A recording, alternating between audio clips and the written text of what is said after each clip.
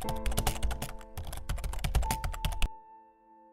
दोस्तों बात है 30 मार्च 1944 की, जब हमेशा की तरह पोर्ट स्टाइकिन ये जहाज एक देश से दूसरे देश सामान लोड अनलोड करते करते जा रहा था और इसी दौरान ये शिप कराची पहुंच जाती है। सबसे पहले तो कराची पहुंचकर इस शिप में 8000 रुई की बोरियां लोड की जाती है और इन्हीं बोरियों के साथ साथ इस शिप में रेजिन, सल्फर, टिम्बर जिससे काफी फ्लेमेबल ऑब्जेक्ट्स भी इस शिप में लोड किए जाते हैं। और दोस्तों दरअसल इस बात से इस शिप के कैप्टन मिस्टर अलेक्जेंडर नेस्मिथ को दिक्कत हो जाती है।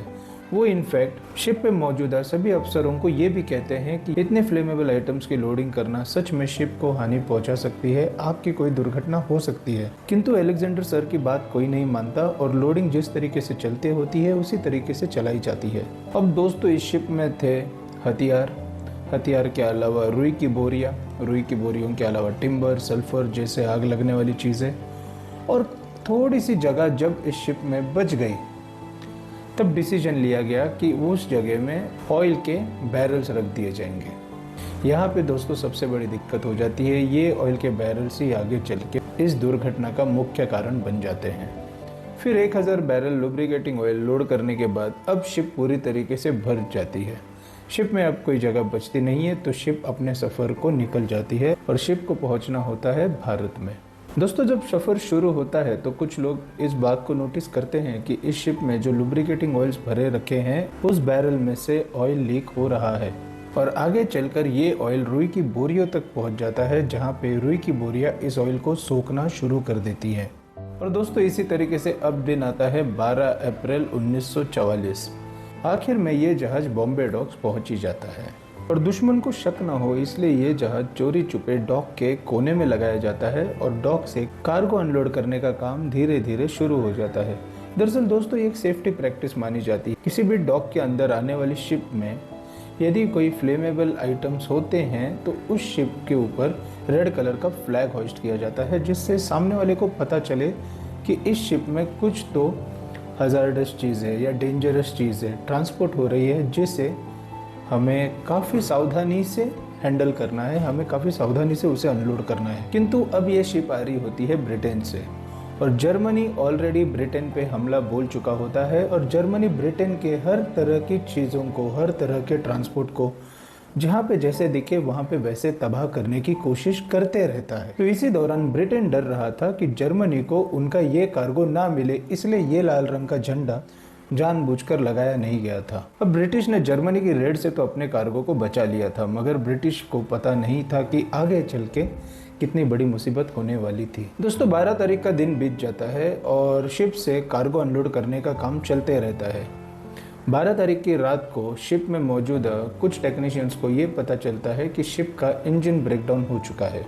एक तरफ कार्गो अनलोडिंग का काम चल रहा था, दूसरी तरफ टेक्निकल टीम को ये पता चलता है कि इंजन में ब्रेकडाउन हुआ है, जिसकी वजह से इंजन का टेम्परेचर कंटिन्यूसली बढ़ते जा रहा था।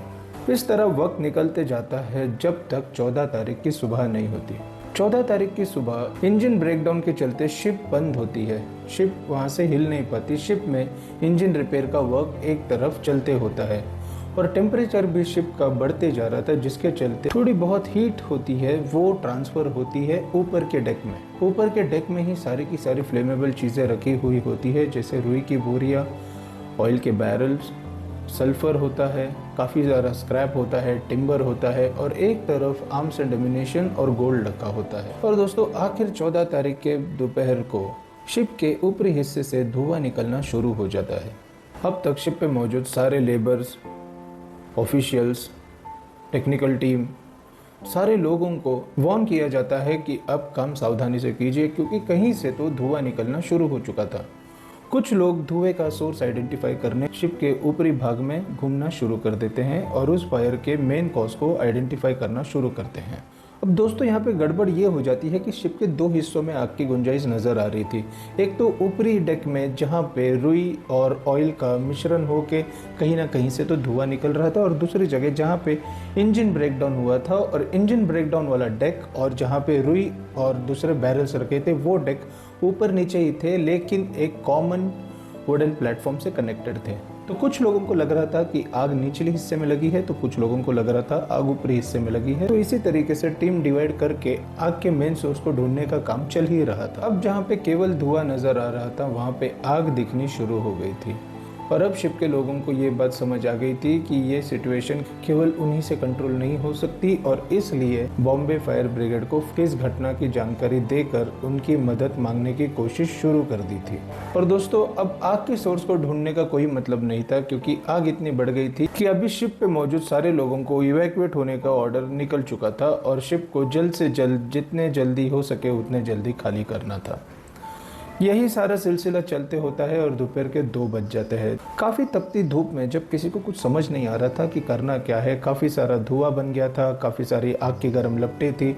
लोगों ने तो शिप को इवैक्यूएट कर दिया था और लोग अभी इंतज़ार कर रहे थे फायर डिपार्टमेंट से कुछ मदद मिलने का। इसी दौरान दोस्तों वहाँ पे फायर ब्रिगेड की मदद भी आ जाती है और फायर फाइटिंग ऑपरेशन शुरू होता है। वैसे ये बात है सन 1944 की। आज की टेक्नोलॉजी के मुकाबले सन 1944 की टेक्नोलॉजी इतनी कुछ पावरफुल नहीं थी। उस वक्त मैकेनिकल इक्विपमेंट से कुछ ज़्यादा काम में नहीं आते थे। वहाँ पे मैनुअल इंटरवेंशन ही ज़्यादा करना पड़ता था, जिससे काफ़ी लोग उस आग को बुझाने में जुड़ गए थे। वहीं के समंदर का पानी का इस्तेमाल करके लोग आग बुझा रहे थे और दूसरी ओर कार्गो के एक हिस्से को प्रोटेक्ट करने की पूरी तरीके से कोशिश की जा रही थी, क्योंकि वहीं पे सबसे ज़्यादा आर्म्स एंड एम्यूनेशन रखे थे। तो लोगों को डर था कि आर्म्स एंड एम्यूनेशन तक आग न पहुंच जाए। मगर दोस्तों, तब तक काफ़ी देर हो चुकी होती है और तभी शाम को 4 बजे फोर्ट स्टाइकिन पे पहले धमाके की जोरों की आवाज़ आती है।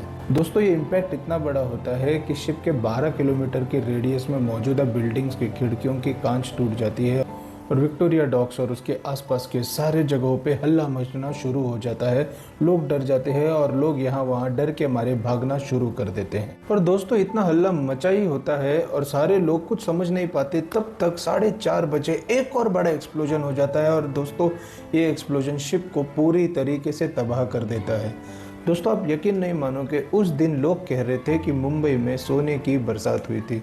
दरअसल ये सोने की बरसात कुछ और ना होते हुए उसी डॉक पे मौजूद जो भी सोना रखा गया था, वो सोना ब्लास्ट के साथ साथ टुकड़ों के फॉर्म में 10 से 15 किलोमीटर दूर लोगों के घर के खिड़कियों से, छप्पर से गुजरते हुए उनके घरों में गिर रहा था। केवल ये सोने के टुकड़े ही नहीं दोस्तों, काफ़ी हैंड ग्रेनेड्स, काफ़ी एक्सप्लोजिव्स, काफ़ी मेटल, काफ़ी सारा स्क्रैप, ये इतने दूर कहाँ कहाँ पे जाके बम्बई के किसी सड़कों पे, किसी कोनों में, किसी बिल्डिंग में जाके गिर रहा था। इस हादसे के बाद मुंबई शहर को तो काफ़ी बड़ा नुकसान उठाना ही पड़ा, मगर विक्टोरिया पोर्ट ये पूरी तरीके से तहस महस हो चुका था। कई लोगों के घर, गाड़ियाँ, गोदाम, दुकानें पूरी तरीके से बर्बाद हो चुके थे। दोस्तों, इस कार्गो के सारे स्पेयर्स 2.5 किलोमीटर के रेडियस में इस तरीके से बड़े बड़े स्पेयर उड़ के गिरे थे, जिसके चलते 2000 से भी ज़्यादा लोग घायल हो गए। दोस्तों, दरअसल ये कोई ऑफिशियल नंबर नहीं है और ऑफिशियल नंबर अभी तक रिकॉर्ड नहीं हो पाया है, मगर कहा जाता है कि इस हादसे में टोटल 1300 जानें चली गई थी, जिनमें से काफ़ी आम सिविलियंस थे, कुछ शिप में मौजूद काम करने वाले लेबर्स थे, कुछ शिप के सीनियर ऑफिशियल्स थे और कुछ विक्टोरिया डॉक्स बॉम्बे के फायर ब्रिगेड में काम करने वाले फायर फाइटर्स थे। और दोस्तों, इसी फोर्ट स्टाइकिन पे फायर फाइटिंग के ऑपरेशंस को कैरी करते हुए 70 फायर फाइटर्स ने पूरी लगन और पूरी मेहनत से काम करते हुए आग को नियंत्रण में लाते हुए अपनी जानें गंवाई, जिसके चलते हम 12 अप्रैल को उनकी याद में नेशनल फायर सर्विस वीक भी मनाते हैं।